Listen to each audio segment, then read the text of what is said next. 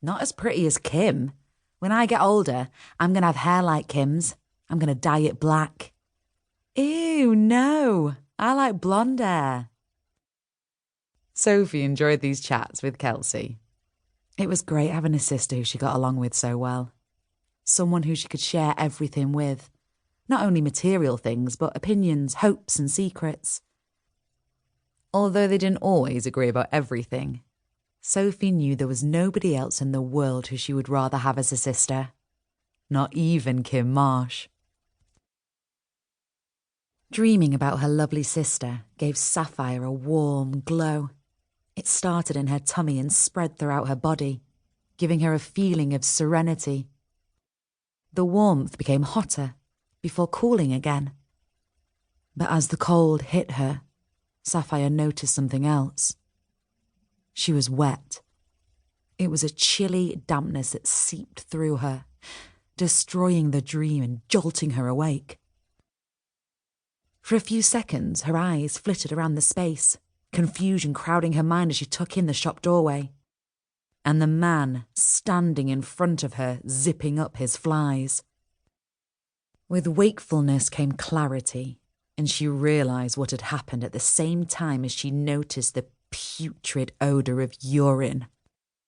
"That'll teach you, you fucking dosser," he said scornfully as his mates sniggered and jeered in the background. Sapphire tugged open the zip of the sleeping bag and shot up, too incensed to be cautious.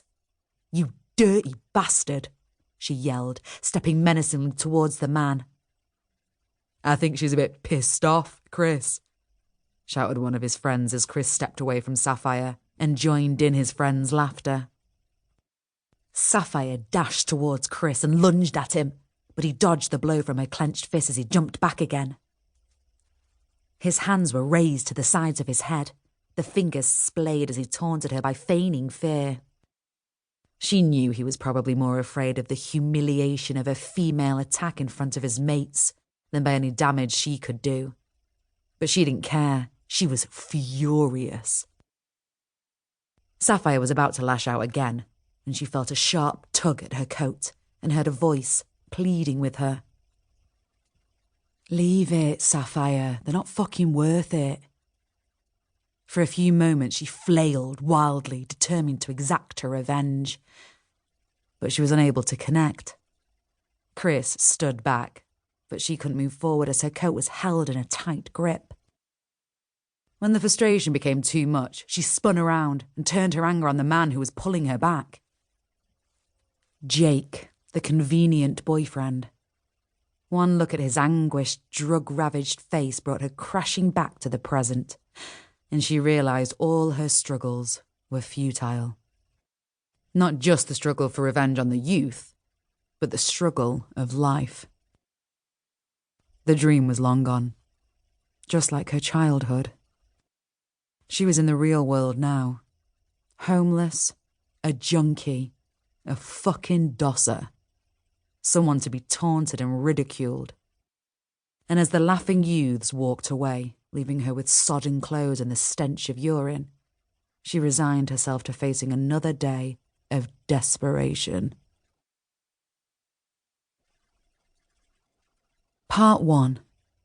Family, 2001 to 2005. Chapter 1. January 2001. Sue checked her bank statement one more time and did a quick calculation. She was perturbed by the result. Almost half the money was gone already. If she carried on spending at this rate, she would have nothing left in another 5 years. There wasn't enough. She needed the money to last at least until Kelsey and Sophie were both adults, and, at the moment, they were still only 8 and 10. She reflected on her decision 5 years ago to rent a property and use the money from the divorce settlement to provide for her daughters as best she could. It had seemed like a good idea at the time, but now she wasn't so sure. There was nothing else for it. She would just have to cut back. The prospect of it disturbed her. She hated to deny the girls anything. They'd been through enough as it was, having to cope with their father walking out of the family home when they were only